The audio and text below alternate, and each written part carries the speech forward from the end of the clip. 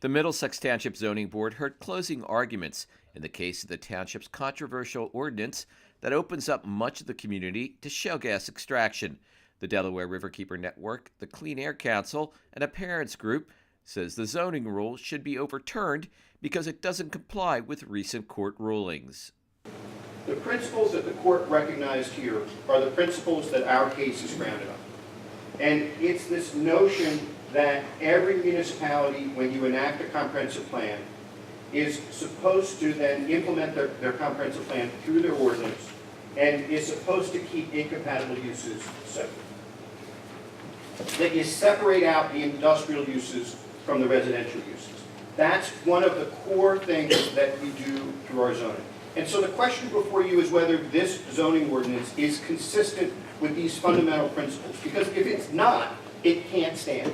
So just because the supervisors pass something, they're not above the Constitution. None of us are above the Constitution. And if they enact an ordinance that is irrational, if they enact an ordinance that violates these basic constitutional principles in respecting the property rights of neighbors, it makes the ordinance unconstitutional. And your duty is to say, you've gone too far, you've gotten the balance wrong. The groups also oppose plans to allow 6 wells to be drilled on the Geyer property in the town.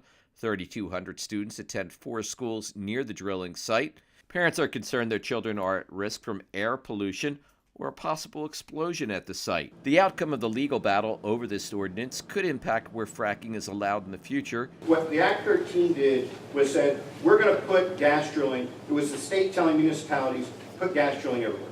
What's happened here, when Act 13 got declared unconstitutional, this community came along and said, okay, well the state's not going to force us to do it anymore, but we're going to do it.